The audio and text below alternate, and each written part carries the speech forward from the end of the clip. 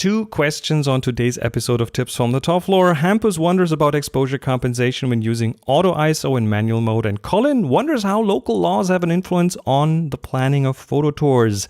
Also, my drone has died. This is Tips from the Top Floor, episode 840 for Thursday, September the 13th, 2018.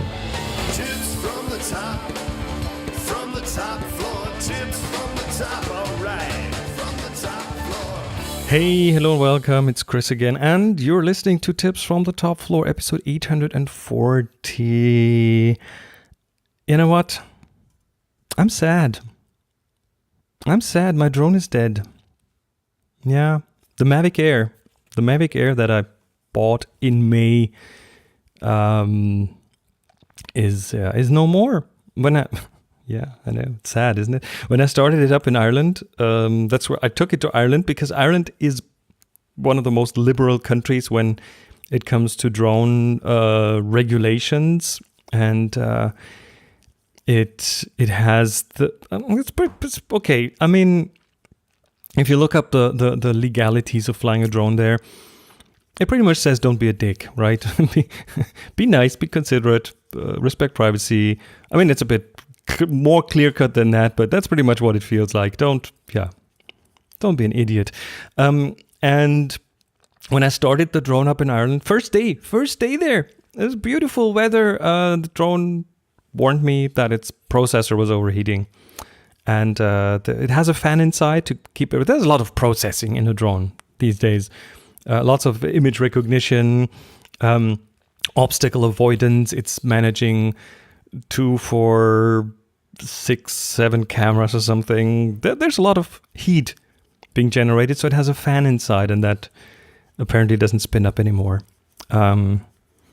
which is just a pity, because Ireland, again, is very liberal when it comes to drones, and the landscapes are so amazing too, and we had a few very quiet days, no wind, amazing light. We know the Atlantic Irish light that I'm not sure I've seen anywhere else, where you have the cloud cover with holes in it, and then that gives the landscape a speckled kind of appearance with these pools of light moving over the landscape, and timing some landscape photography is easy because you can see those things moving, so you can anticipate where that light is going to fall in a minute, and you can be ready and then get just a wonderful picture.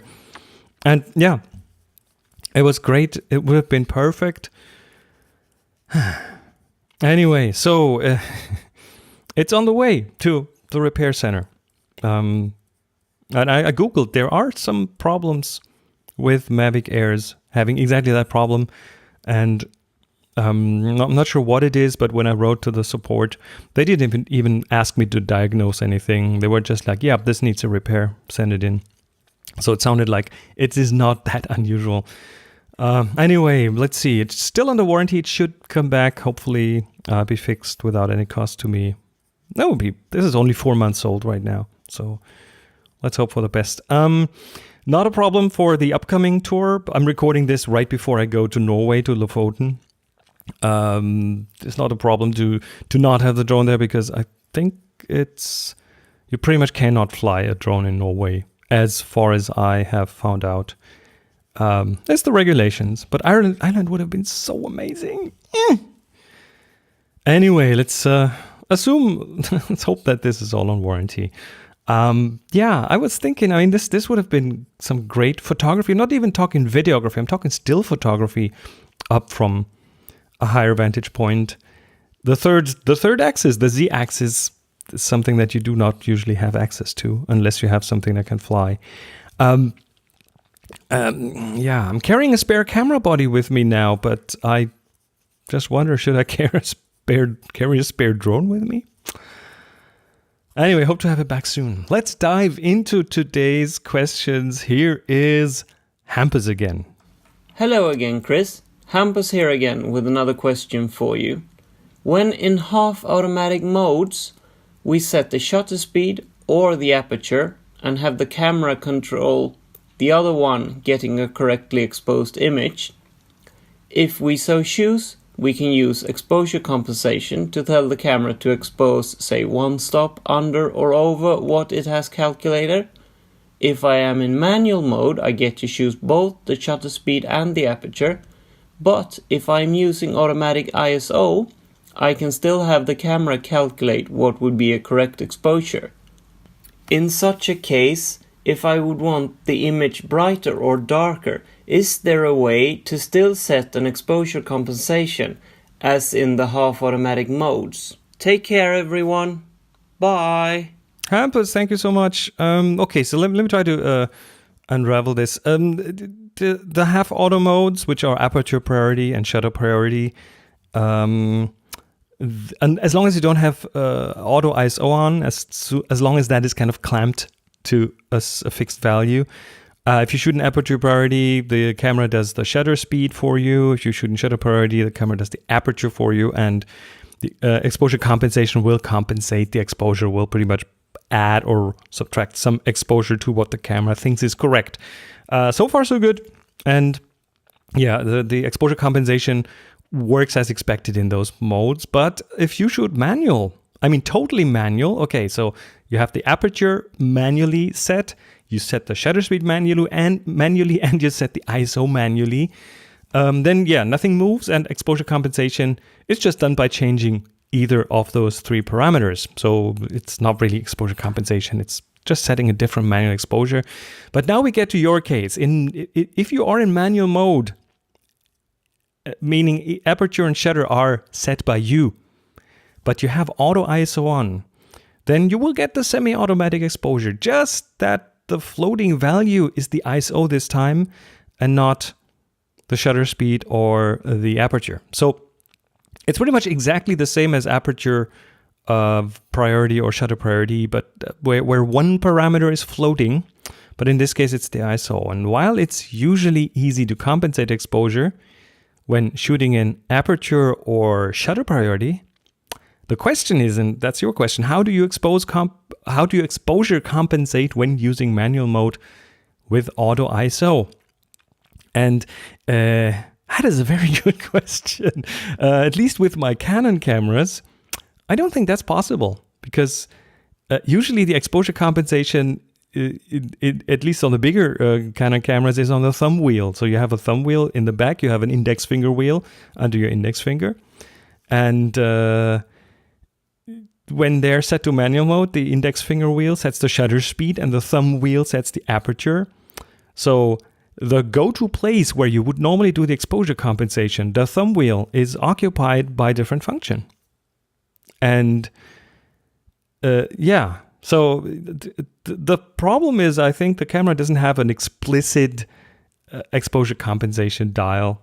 Some cameras do though, and I assume that if you have a camera that has like a specific dial just for exposure compensation, one that goes 0, +1, +2, -1, -2, if you have that, then that would still work for exposure compensation. But again, this is highly camera dependent, so I would suggest you consult your camera's manual for that.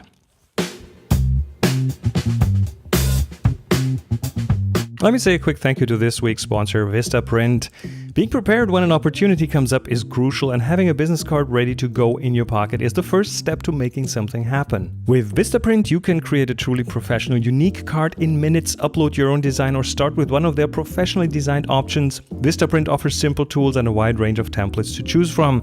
Then pick the paper stock, style, and quantity that is right for you. Choose your delivery speed, then order and receive your cards in as few as 3 days. Your next big opportunity is coming right now, and for as little as $10, you can feel ready to make an impression with a custom card that you choose. With Vistaprint, you can look and feel like a big deal, whether you're a startup or a business with a century of history. Vistaprint wants you to do something great for your business right now, which is why Tips from the Top Floor listeners will get 500 high-quality custom business cards starting at $9.99. Use code TOPFLOOR at Vistaprint.com. That's code TOPFLOOR at Vistaprint.com. TOPFLOOR at Vistaprint.com.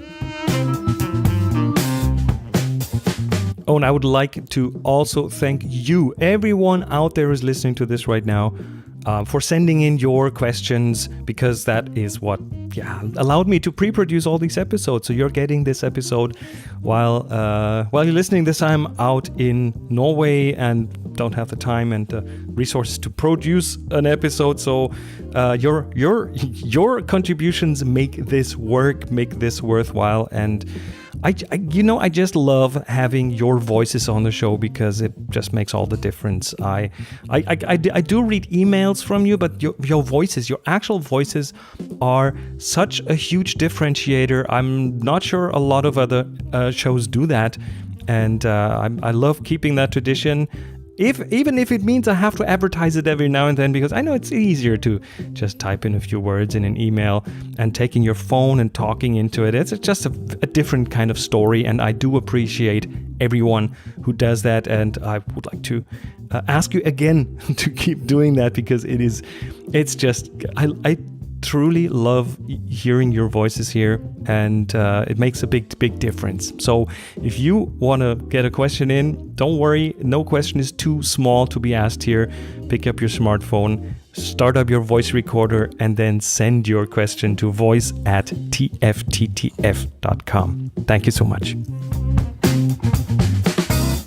Of course, when I say that I don't have the time and resources to record anything up on these tours, it's not quite correct, because I made a little recording with my smartphone in Donegal.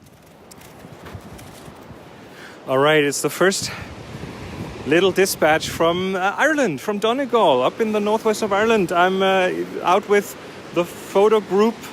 We're standing above the sea. You can hear the water and the wind.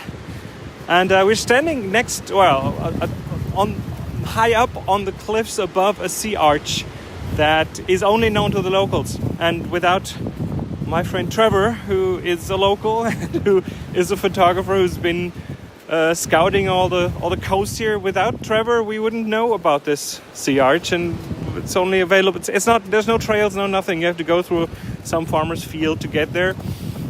Now I'm up here with a tripod, and you hear this rustling noise here? Yeah, that is a shower cap that is over my camera right now, because there's a bit of a gale coming in. The weather is very Atlantic coast. Clouds are opening up, but first 3-4 minutes of rain, and then it's closing down again. And while the rain is coming down, it's just a drizzle, but while it's coming down, I just have this simple hotel shower cap over the camera, over the lens, just to keep it dry, to not have to wipe it down too much. In addition to that, I also carry a microfiber cloth in my pocket, a big one, like the ones you would use for the kitchen. That's pretty much what I bought in the grocery store. Just some simple kitchen towels. I think so, about 10-inch in 10-inch size. Perfect in the pocket. You can wipe down the camera in a weather like this, and then it'll dry in no time. So it's kind of indispensable. That and the shower cap up here at the wild Atlantic coast. Signing off from Donegal for now. All right, Donegal is behind us, but let's look forward to new things to come. And here is Colin with a very interesting question. Hi, Chris. First, I'd like to thank you for the last time I sent in a question, and you gave me advice on how to help my photography students. It was most useful, and they enjoyed the little project. The question I had for you was surrounding, you have previously done tours of Nepal, and I was wondering if, with the new change in the rules, law in Nepal regarding photography, if that would affect your future plans. And then a more general question, do the laws surrounding photography affect how you would design a photo tour? Anyway, thanks for the answer to my previous question, and thank you for all the wonderful podcasts. Thanks, Colin. So glad that the little project was cool for students. Is there anything online? I would love to be able to see what they did. But anyway, when Colin sent in his voicemail, I wasn't sure what the changes were in the Nepal photography laws. So I sent him a little mail back and asked him to send me a link, which he did. Thank you, Colin, for that. And it turns out there were changes, but they affect pretty much photojournalists only at this point. I will link to that in the show notes. And it's probably why I haven't heard of it before. And it does not affect us as tourists. But the question, Colin, is, of course, what about future tours, and how do these local laws affect the planning and the design of tours? And there pretty much can only be one answer, and that's not to break the laws, because I want to come back to these countries and I want to obey whatever they proclaim about photographers. And of course, that always kind of depends on the kind of photography. Example, okay, just an example. On a previous tour to Ireland, for example, there are rules and laws regarding drone photography, and those need to be obeyed. And in Ireland, they are quite liberal. As I said earlier, I couldn't because the drone broke, but they are quite liberal, so that gives you more freedom. But there are also countries where drone photography is not an option. And of course, I make sure to first of all, research these things and then communicate that to the people who want to book the tour. It's always on the According webpage if there's anything to be completely, that needs to be followed. But then there is that gray area, not a legal gray area, but I mean, the same goes for rules of taking pictures of people. And when a tour comes up that is more people photography centric, then those According rules need to be followed. But the laws are one thing. Again, we get to the gray area. What I consider more important, not that the laws aren't, but is what is socially okay and acceptable. I think that is crucial, because the last thing I want to do is be a pain in the neck of the people of that country while still not breaking a law. And you can easily do that. I mean, there are countries where sticking a camera in someone's face and taking a picture without their consent is okay. But for me personally, it is never okay. I want people's consent when I take their pictures, not just for myself and for my own well-being, but for the well-being of future photographers. Because if you behave like a dick and take pictures where you're not socially supposed to take pictures, then you will spoil this for everyone else. And I do not want to be that person. And I appreciate other photographers who come before me to treat people with respect and to treat people the way they need to be treated. And I've seen photographers being quite insensitive to the local population just to get their shots. And I don't like that. So usually one of my first questions before I even think of planning a photo tour is, what is socially acceptable? Are people happy with their pictures being taken? How much photography would be seen as an intrusion? Is communication possible? If yes, how? Being able or asking for permission goes a long way. And I generally ask when taking a picture of someone, or I will show them a picture if I took a candid shot, if it's allowed. And that communication doesn't necessarily have to be verbally. You can make eye contact, point to your camera, make a questioning face. And that is universally understood as, can I take your picture? And the reaction will be very clear. Of course, there's also the chance of maybe some banter. I remember that one scene, vividly remember that one scene in Ethiopia.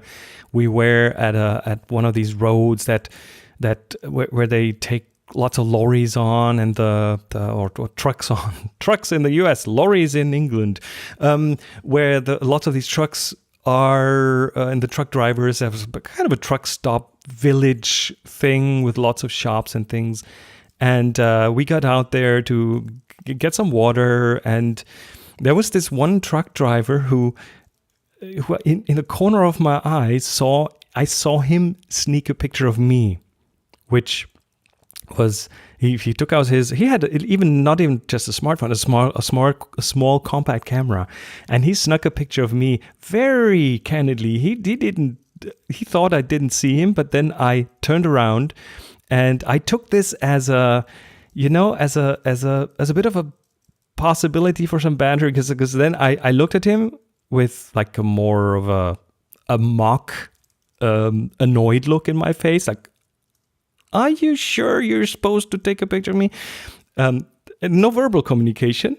But then I eased up and I gave him a smile, and then he eased up because he noticed that I wasn't mad at him for doing that.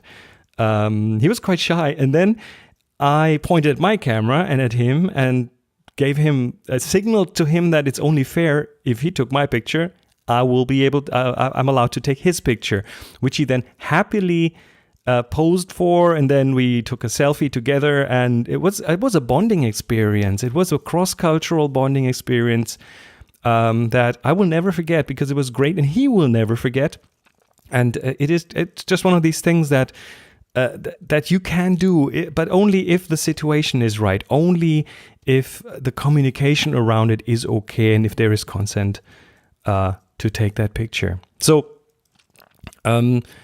another fun fact, if you haven't been to Nepal, for example, the communication can be interesting. Nepal or India, you might have to learn that in some Asian countries, a nod is not a nod. A nod goes sideways. They tilt their head sideways, and it means yes. It means sure. So that if someone gives you a permission to take their photo with that sideways nod, you might not interpret this as a yes. You might interpret that as a no, because it is similar to shaking your head. It happened to me. So you have to learn the communication of that country too, and that's the kind of cultural exchange that I'm all happy about, because that's what makes for memorable experiences. And the most important way to communicate is the smile. The smile is one of the most universal ways to tell the other person, I'm friendly, I don't mean harm.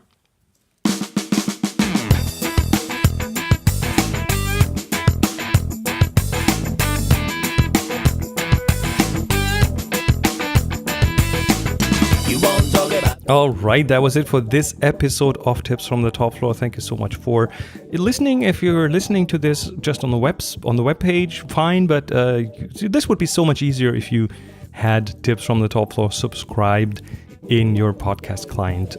Just search for it. It's pretty much everywhere you get your podcasts, and then you'll automatically get the episodes whenever a new one comes out, and you won't have to do the website hassle anymore. Also, if you like this episode, let me know by giving the show a rating on iTunes. Again, the most important place in the world to let others know that a podcast is worth listening to. This trickles down to all the podcast clients because they all use the iTunes directory.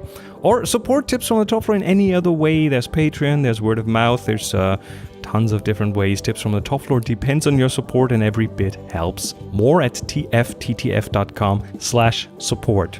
Thank you so much. You're amazing.